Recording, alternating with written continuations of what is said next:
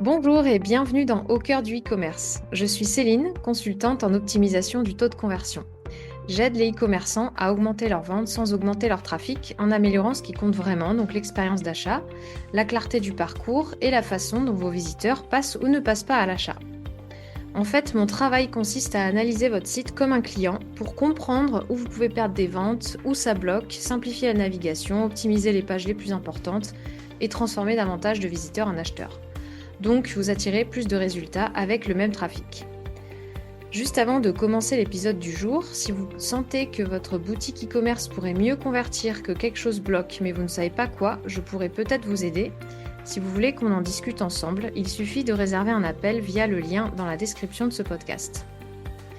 Et aujourd'hui, je reçois Sandrine Galté, directrice de la marque Maison June, une papeterie en ligne qui propose des faire-part, cartes et cadeaux personnalisés pour les grands événements de la vie, comme les mariages ou les baptêmes notamment.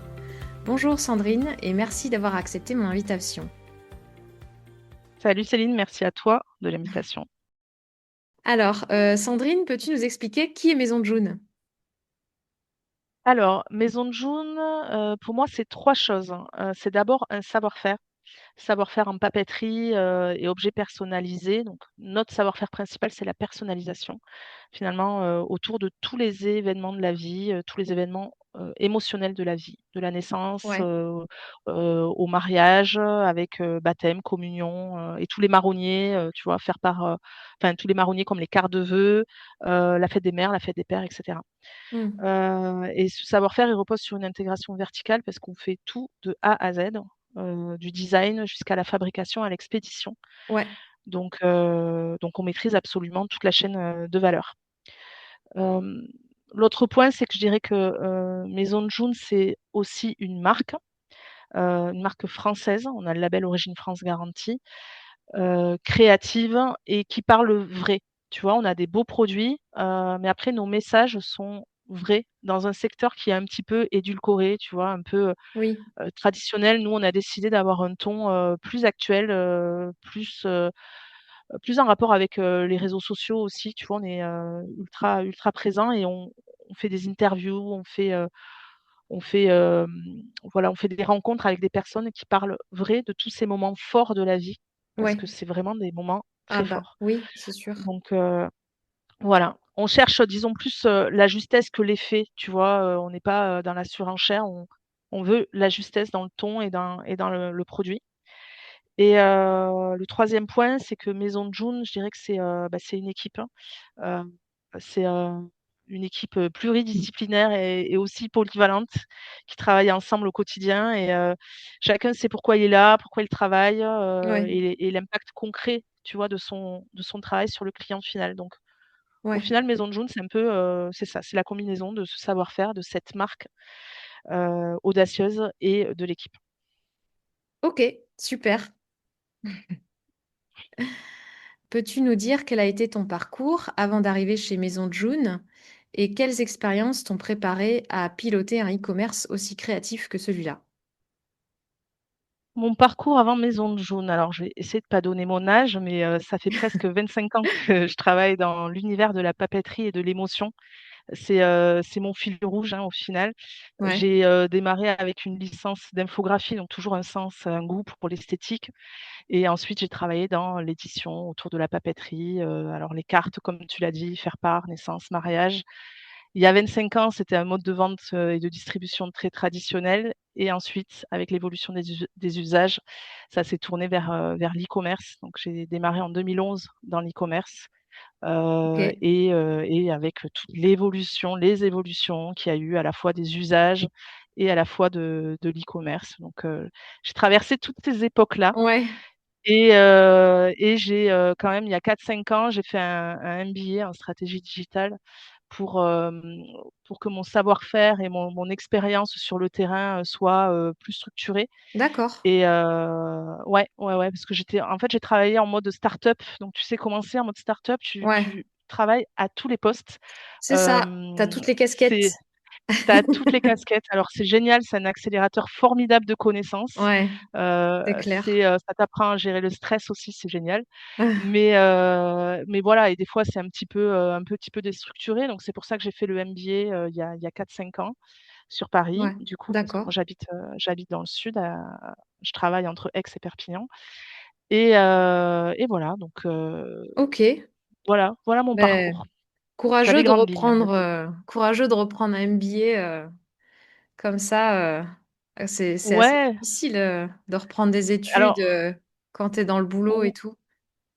oui, oui, mais à la fois, c'est hyper enrichissant. Oui. C'est enrichissant parce qu'on n'est pas seul, on était une quinzaine, une vingtaine, d'étudiants, j'adore ce mot, quand on a 40 ans, on est étudiant. Heu Ça te rajeunit. Heu, voilà, c'est ça, avec des expériences diverses, donc déjà, on apprend beaucoup de ça, des expériences de chacun et après, la formation, se fait avec des professionnels, donc des différents univers en stratégie digitale, il y a plein d'univers à explorer. Donc on apprend aussi beaucoup, beaucoup d'études de cas, beaucoup de stress, des notes.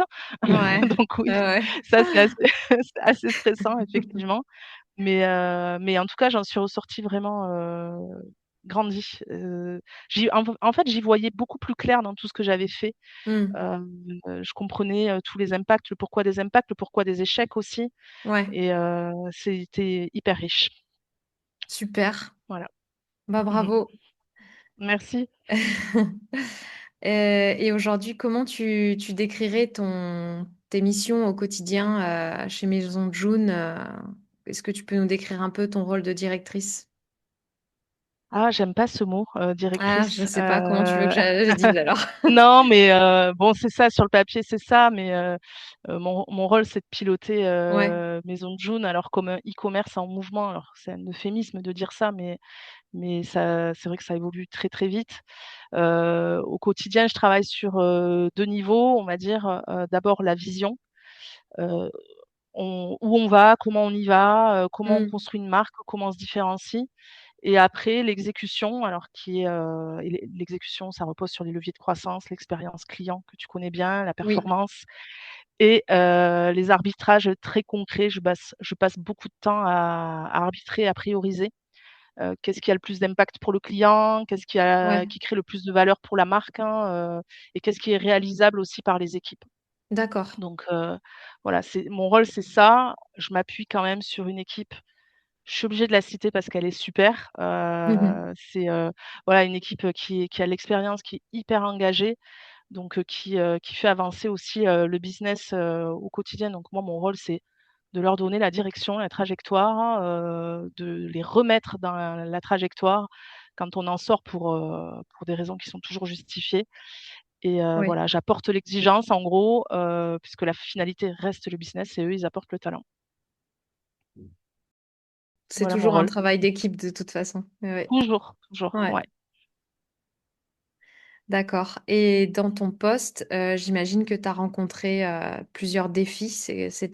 Quels étaient les plus grands défis et comment est-ce que tu les as surmontés? Alors, il y a toujours des défis, effectivement. Quand je suis arrivée, alors mon premier défi, était de travailler sur, un site e-commerce qui s'appelait Cartland, alors je parle pour, le groupe, hein, parce que Oui, pour information, Maison de June c'est une filiale d'un groupe, le groupe éditeur, je crois qu'on en parlera un petit peu plus oui, tard. ouais, Mais le groupe a fait appel à moi pour, travailler sur un site qui s'appelait Cartland. Alors c'était un d'accord. site e-commerce, Cartland, ça veut dire ce que ça veut dire, Ouais, le pays de la carte. Et l'idée, c'était de dire: «OK, ce site, a atteint, un plafond de verre, comment on le fait évoluer? Comment on va chercher du chiffre supplémentaire et comment on s'impose parmi, les leaders du marché?» Donc la première réflexion a été de dire, Cartland, on doit changer de nom. On doit, mmh, changer de plateforme. On a fait, en fait, on a fait plein de choses et tout à la fois. C'était il y a 3 ans et demi qu'on a lancé tout ça. Donc on a fait un replatforming, on est passé de PrestaShop à Shopify. ouais, On a fait un renaming, on est passé de Cartland à Maison de June. On a fait un rebranding total puisque nouveau nom, nouvelle marque ouais, et avec, bah, tous les impacts, qu'il y a waouh, derrière. Donc en fait, c'est pas un défi, c'est des défis Ouais, dans un seul majeur qui est de générer du chiffre sur ce site oui, e-commerce qui appartient au groupe. Voilà, d'accord. Oui, un gros gros défi. chantier, ouais, Ouais, avec plusieurs ouais, facettes. Ouais, exactement. Avec toutes les ouais. facettes de l'e-commerce, du changement aussi. C'est pas rien, Ah en bah fait, oui. de se dire qu'on va changer les choses. Donc ouais, ouais, beaucoup de défis. Eh ben, chapeau. Merci. Et donc, pour revenir à ce grand groupe dont vous faites partie, en quoi l'ADN éditorial de ce groupe influence-t-il le site Maison de June ou votre manière de raconter les histoires des clients? Alors, et déjà, la genèse de ce groupe, c'est la communication. C'est comme ça que tout a commencé avec une agence de communication qui existe toujours d'ailleurs, qui s'appelle Ouais, Eliofot. Et donc, du coup, il y avait déjà un fort. L'ADN, elle se tournait déjà autour du sens, du mot, des mots. Donc, ça, c'était très important pour le groupe. Qu'est-ce qu'on fait oui, enfin, de bien utiliser les mots et de les faire vivre. Et le support après s'est présenté, ça a été la carterie. Donc, le groupe éditeur, c'est ça, hein, c'est le leader français et européen de la carterie, de la papeterie, des objets cadeaux, qu'on peut retrouver en grande distribution, tu vois, sur des modes de vente très traditionnels. ouais, Et ensuite, ils ont en grande distribution, je cite la grande distribution, mais il y en a d'autres, hein, papeterie, maison de la presse, voilà, tout, Fnac, Cultura. Donc l'idée, c'était de dire, OK, maintenant, on a envie d'être aussi présent sur le digital parce que c'est incontournable. Et ils ont fait l'acquisition de Cartland il y a quelques années, qui est devenue donc Maison de Jaune. Donc déjà, la particularité de ce groupe, c'est qu'il y a une intégration verticale. On maîtrise tout de A à Z. On maîtrise la création, on maîtrise la fabrication. Donc on a un pôle de fabrication ouais, qui est sur Mâcon. Et donc du coup, on est hyper exigeant à chaque étape et on fait en sorte que la qualité soit au rendez-vous pour que le client et la livraison finale soient parfaites. Donc nous, ça, c'est notre héritage. C'est finalement être à la fois créatif, rigoureux, exigeant sur la fabrication, parce qu'il n'y a rien de plus déceptif que ouais. quand tu commandes sur Maison de June un faire-part, tu as mis tout ton cœur, tu as mis des photos, tu as choisi Bah ton oui, thème, tes couleurs et tout ça, et que tu arrives et tu reçois faire-part qui ne correspond pas du tout à ce que tu attends. Donc, ouais, nous, voilà, l'exigence, elle se porte vraiment à tous les niveaux d'accord. de notre business et c'est notre ADN éditor. Et justement, ces cartes et ces cadeaux, ben, ça touche à des moments très émotionnels parce que c'est des naissances, des mariages, etc. Donc, c'est des moments super importants de la vie. Et comment est-ce que vous comprenez les besoins et les attentes de vos clients? Alors oui, effectivement, ça repose sur les émotions, Oui, et on le ressent parce que si tu vends, des t-shirts, tu as pas le même, niveau d'émotion quand tu c'est parles clair. à ton client. Effectivement, le alors déjà la naissance, on est dans un moment très fort. Alors, quand c'est le premier Ouais, bébé, on prend une grosse charge, à la fois, organisationnelle et mentale. oui, Du coup, le faire-part, ça devient, le produit où on se dit: «Oh là là, il faut que je le fasse», mais il faut que ce soit facile, déjà. Donc la première chose, c'est ce côté, facile, rapide, et c'est indispensable. Ensuite, pour les autres événements de la vie, par exemple le mariage, on a envie de quelque chose de beau, qui nous ressemble, tu vois? ouais, On a décidé, on a donné une DA à notre mariage au final, hein, une direction oui, artistique. oui, oui, c'est On veut clair. du voilà, tu veux du Ouais, rose, du bleu, j'en sais rien, donc il faut que toute ta papeterie soit assortie à ça. oui, Nous, on propose le faire-part, mais tu as le menu, le marque-place, le plan de table, donc tu peux avoir toute la déco de ta table, assortie aussi au faire-part, donc ça donne, une immersion, assez sympa. Donc il faut que ça soit pas décorrélé de la mode, parce qu'il y a des grosses tendances ouais, sur les couleurs, sur des oui, finitions, sur des thématiques. Je prends le léopard, par exemple, d'accord. qu'on voit beaucoup. Ben, on a des faire-part léopard aussi. Ok, ouais, Voilà, tu vois, il faut que ce soit à la fois assorti à la mode, à la fois il y a ce côté traditionnel, parce que, souvent on l'envoie à mamie, on l'envoie à papy, on l'envoie à la cousine, ouais, voilà, donc on a besoin que le message soit, assez traditionnel et on peut retrouver des jolies finitions aussi, comme de la dorure, du relief, tu vois, qui mettent en valeur le produit. Donc ouais, nous, notre business, c'est de mettre un mix produit assez fort pour correspondre aux besoins de chacun, avec ce niveau je vais arriver à le dire, de personnalisation Mm. qui est ultra important parce qu'on veut tout personnaliser aujourd'hui.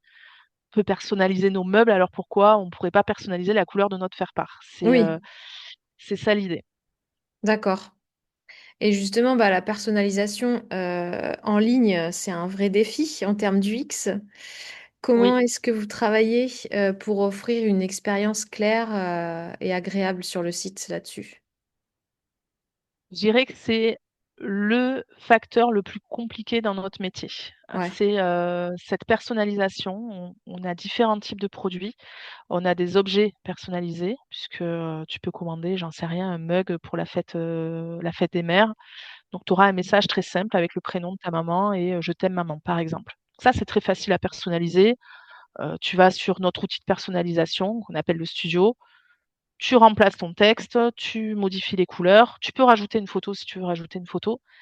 Ça, c'est ouais, facile. C'est pas un sujet, que ce soit sur, quel que soit le device, sur mobile ou sur desktop, ouais, c'est facile. Maintenant, tu as des produits beaucoup plus simples. Les faire-part chez nous qui surperforment sont des faire-part plus compliqués, d'accord. assez compliqués, avec des pochettes. Donc, tu peux Ouais, personnaliser différentes petites cartes. Tu peux personnaliser le recto, le verso. ouais, Tu peux rajouter 1 à 2, 3, 4 photos. Donc ça, sur desktop, c'est encore une fois pas un problème, sauf qu'avec l'évolution des usages et le mobile aujourd'hui où tu peux tout faire, c'est notre défi aujourd'hui de rendre l'expérience facile, même sur des faire-part compliqués. Donc voilà, c'est notre défi actuel. oui, Actuel, passé et futur, parce que ça va toujours l'être en fait. Moi qui suis dans le métier depuis très longtemps, je sais que c'est un défi permanent. ouais, bah oui, je comprends. C'est sûr que c'est pas Ouais. quelque chose d'évident, ouais. La difficulté aussi, tu vois, c'est de se dire: «OK, nous, on sait», alors qu'on ne sait pas en fait. Celui qui sait, c'est le consommateur. Donc Oui, c'est il faut ça. absolument faire des tests utilisateurs. Nous, on a Oui, plein d'idées et on a aussi envie de rendre les choses compliquées. C'est-à-dire qu'on a envie que le client puisse, ajouter un filtre, tu vois, un peu, comme on peut faire sur les réseaux sociaux aujourd'hui. ouais, Sauf que si tu fais ça, bah, tu te tues parce que ça amène plein de contraintes. ouais. Ça peut aussi dégrader la qualité de la photo et cetera. Donc non, en fait, la question, c'est de quoi a vraiment besoin le client, et comment il se comporte sur son mobile pour personnaliser. Donc il faut être hyper attentif, en fait, à l'utilisateur. Mais Mmh. ça, tu le sais parfaitement. Oui, C'est un peu ton métier. c'est ça, tout à fait. Et donc vous, sur ce site où, bah, justement on peut personnaliser ses faire-part, comment est-ce que vous mesurez la performance et quels indicateurs est-ce que vous suivez, pour la rentabilité du site? Plein, moi, alors, ça dépend des niveaux, moi, je vais vérifier le chiffre d'affaires, évidemment, c'est mon indicateur majeur. Le taux de conversion qui Ouais, signale des alertes aussi. ouais, Et après on suit tout le tunnel. Alors, avec mes équipes, hein, on suit tout le tunnel, tout le parcours, d'achat, voilà, on améliore constamment, des petites choses en fonction, bah, du taux de rebond, en fonction, ouais, du panier moyen évidemment. On a le panier moyen en fonction des produits qu'on vend qui est plus ou moins élevé, donc l'enjeu aussi c'est de faire évoluer le panier moyen. Voilà, en fait on suit, tous les KPI classiques, de l'e-commerce. On est aussi très attentif, au parcours d'achat sur le studio de personnalisation du coup, oui. pour voir, est-ce qu'on sort avant? Est-ce qu'on sort plus avant, pendant, Mmh. après? Qu'est-ce qui bloque? Et tu sais, on peut filmer l'expérience des clients aussi, Oui, pour voir un petit peu comment ils se comportent sur le site et ça nous permet d'améliorer pas mal de choses en continu. d'accord, d'accord. OK, super. Et est-ce qu'il y a une action précise ou une optimisation qui a vraiment amélioré, vos conversions justement? Heu, Question difficile parce qu'on mène jamais qu'une action. Alors je Ouais, sais pas si c'est, bien ou pas bien, donc c'est vrai qu'on est un peu, hem, comment dire? On agit beaucoup comme je te l'ai dit, c'est des évolutions constantes, donc on prend peut-être pas assez le temps de mesurer pour voir laquelle elle nous a apporté le plus ou le moins. Là, par exemple, on est en train de changer des choses sur notre page produit. Donc, on va prendre le temps de mesurer parce que c'est hyper important. Mais après, on fait des améliorations constantes. Beaucoup sur le studio, en fait, de personnalisation. Oui, Ça passe par, ça peut passer par juste l'endroit où on va mettre une box, tu vois, en haut, en bas. Ça, enfin, tu le sais, ça passe par des choses des fois oui. dérisoires où on se dit, ça va avoir un petit impact. Finalement, ça en a un gros. Et des fois, on fait des grosses actions et ça a un tout petit impact. Donc, Ouais, c'est c'est surprenant des fois. c'est surprenant, ouais, effectivement. Donc, non, je peux pas en trouver une en particulier. On fait Ok. plein de choses, plein de micro-actions en permanence. Je voulais parler aussi de l'évolution du marché des cartes et des cadeaux personnalisés. Mhm. Selon toi, comment ça va évoluer dans les prochaines années, comment ça va changer? Alors, c'est une très bonne question. Moi, ça fait, comme je te le disais, 25 ans que je travaille dans la carterie. Ça fait maintenant 11 ans, ouais, non, 15 ans, oh là là, que je travaille dans l'e-commerce. 15 ans que je travaille dans l'e-commerce et que j'entends dire: «Le papier est mort». C'est fini. Donc, Ouais. tu vois, ça date déjà, Oui, et sauf oui. qu'on est toujours là, Bah et oui. avec des évolutions de chiffres pour nous concernant en tout cas. Donc, ça veut dire qu'il y a toujours un public, qui aime le papier, qui aime la carte, qui aime la finition et qui aime les mots aussi. Oui. Et Editor en est la preuve, aussi. Donc, moi, je suis assez sereine sur l'évolution de notre marché en tant que produit. Là où alors même si on se challenge en permanence, on a une équipe créa qui est au top des tendances et au top des formats aussi, parce que ça va dépendre du format, pas uniquement du design. Donc, on challenge toujours le produit. Ça, c'est une certitude et on le fait évoluer. Maintenant, là où je suis, évidemment plus en veille, c'est sur l'e-commerce de manière générale. Les outils, il Oui. y en a plein, il y en a 1000. Tu peux dépenser de l'argent, à tout va, sans résultat forcément. Ça, c'est Heu, clair. donc Mm. il faut Ouais, c'est ça, donc il faut être en veille de ça et en veille surtout du consommateur. Mais pas tant de l'envie autour du produit, mais de l'usage, Ouais. de ses usages à lui. Tu vois? On parlait du mobile tout à l'heure, mais comment il utilise, le mobile? On sait qu'aujourd'hui, grâce à Amazon ou à cause d'Amazon, on veut tout de suite, on commande, on veut notre produit demain. Ouais. Nous, on est en intégration verticale, on fabrique, on crée, on fabrique. Donc il nous faut le temps de ça, mais il faut quand même qu'on réponde à cette attente parce que si on met 15 jours pour livrer le client, ça, Ouais. voilà, C'est l'écho bloquant. va pas être Ouais. bon. Mm. C'est bloquant. Donc, tu vois, Mm. moi, c'est plus ça. Et Oui. depuis le Covid où tout s'est accéléré, où Ouais. je suis plus inquiète, l'évolution de la carte, comme je te l'ai dit, ça fait 25 ans que j'en entends parler.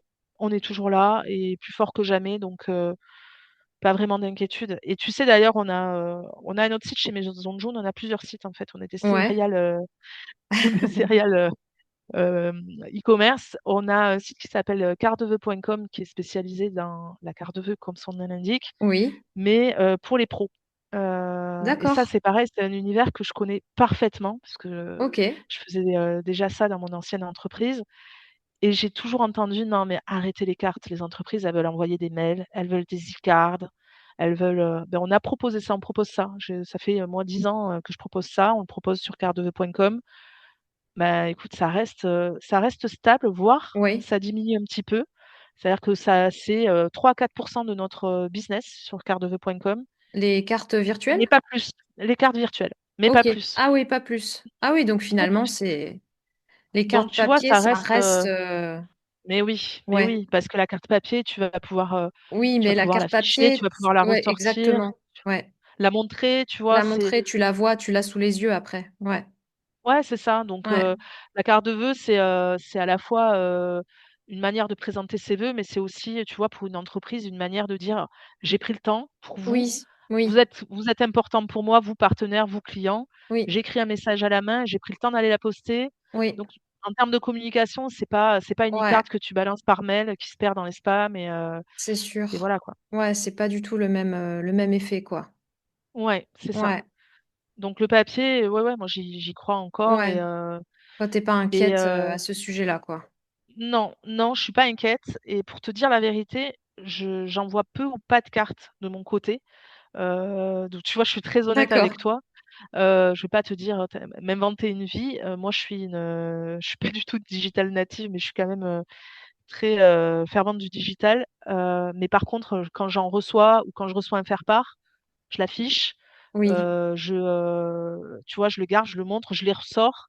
Tu vois, ma ouais, fille vient de fêter ses 18 ans. Le premier, je lui ai fait, tu sais, toute une histoire avec ses photos de 0 à 18 ans. Et ouais. la première chose que j'ai mise, c'est le faire-part. Parce que c'est ça, en fait, Oui, le bah premier oui, truc. ouais, c'est Et tout le vrai. monde était hyper ému et ma fille aussi. Donc, tu vois, au-delà de l'annonce, Ouais, ça a un pouvoir fort et c'est de l'émotion. Donc ouais, ça reste. Moi, j'y crois ouais. à 2000%. Et oui, je comprends. Franchement, je suis assez d'accord avec ce que tu dis. Je pense que c'est C'est vraiment fait. quelque chose qui reste, ouais. Mais oui, ça reste, c'est Ouais, tangible. Et puis c'est c'est beau, quoi. On tangible, fait des ouais, c'est beaux. ça. Ouais. Ouais, on fait des beaux produits. En plus, tu vois, tu sais, je te dis, avec de la finition de la dorure, du relief, hein, du Oui, beau donc papier ouais, ouais, recyclé ouais. ou pas. Enfin, tu reçois ça, tu peux être que touché. Mmh. Tout à fait. Et sur un tout autre sujet, mais je voulais te demander qu'est-ce que cette aventure t'a appris? Dans cette aventure, dans le e-commerce, dans la papeterie en ligne, qu'est-ce que ça t'a appris sur toi-même, sur les clients ou sur le développement d'un e-commerce? C'est une belle question. Alors, je dirais, au lieu de dire qu'est-ce que ça m'a appris, je dirais qu'est-ce que ça m'apprend, parce que ça m'apprend Ouais, tout le temps. Alors, ça m'apprend qu'on peut rien faire seul. Mais ça, je le savais, mais au quotidien, j'en ai la preuve. Je suis très attachée à l'équipe et au pouvoir de l'équipe, du collectif. mmh, Ça m'apprend que rien n'est jamais acquis. Et l'e-commerce, plus que le reste d'ailleurs, ça bouge hyper, hyper, hyper vite. ouais, Donc c'est une veille constante.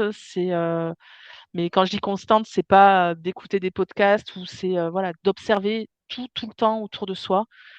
Euh, les consommateurs, la technologie, en ce qui nous concerne en tout cas, les tendances, la mode. Donc ouais, c'est non-stop. L'e-commerce, oui, c'est non-stop. Et c'est ouais. vrai que les gens qui viennent pas de cet univers se disent ouais, mais on n'arrête jamais en fait. Ben non, on n'arrête jamais. Et non, on n'arrête Donc jamais. c'est ça. Mais en même temps, enfin moi j'adore ça, hein, sinon Ouais, tu penses bien que depuis bah, le temps après je serais plus là, voilà. ouais, c'est sûr. Mais j'adore ça. Et qu'est-ce que ça m'a appris? Voilà, je crois que je t'ai tout dit en fait. Qu'est-ce que ça m'a appris d'autre? Bah, sur moi-même, forcément, il y a une forme de résilience, de curiosité. En fait, tu vois, j'ai toujours travaillé dans ce secteur-là de la carterie, de l'esthétique, de l'infographie, c'était mon 1er métier. Je me suis jamais trouvée très créative. J'étais une bonne, technicienne, tu vois? Ouais, Et en fait, avec cette expérience Maison de Jaune, pour le coup, je me trouve très créative. C'est-à-dire que créatif, ça veut pas dire faire des beaux dessins uniquement, mais ça peut être, mmh. être créatif dans les idées, Beh, oui, dans bien son sûr. la vision, tu Ouais. vois? Oui, oui, Et oui. c'est un truc où voilà, c'est peut-être ce Ouais. que j'ai appris le plus de moi en tous les cas, Mmh. je suis créative. Ah bah, c'est chouette. Voilà, c'est chouette. Super. J'aurais toujours, adoré, savoir dessiner. C'est une frustration Ah chez oui, moi donc, ouais, bah, ouais, tu vois? pareil, mais je suis une, vraiment nulle en dessin. Je pense que ma fille, Ouais. dessine mieux que moi. Ah Mais ouais, ouais. tu vois, quand tu vois les créatifs, moi qui suis entourée de créatifs depuis longtemps, quand tu les vois, prendre leur palette, leur stylo et voilà, toi tu penses à quelque chose et en 3 coups de crayon, ils te l'ont imagé, je trouve ça, génial. C'est un Ah don, bah, ouais, incroyable. c'est impressionnant, ouais. Mmh. Mais Ouais, bon, chacun son domaine, hein, tout à fait, on peut pas être partout. exactement. OK et ben, merci beaucoup Sandrine pour cet échange et Je t'en merci à prie, avec plaisir. et merci à vous d'avoir écouté Au cœur du e-commerce. Si cet épisode vous a plu, abonnez-vous et partagez-le à un e-commerçant autour de vous. Et si vous souhaitez augmenter vos ventes sans dépenser plus en acquisition, c'est exactement ce que je propose.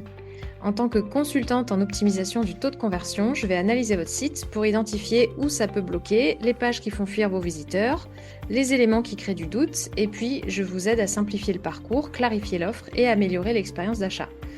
Le résultat, c'est plus de visiteurs qui deviennent clients avec le même trafic. Si vous voulez qu'on regarde ensemble comment on peut booster vos ventes, vous pouvez réserver un call via le lien en description. Merci encore et à très vite pour un nouvel épisode.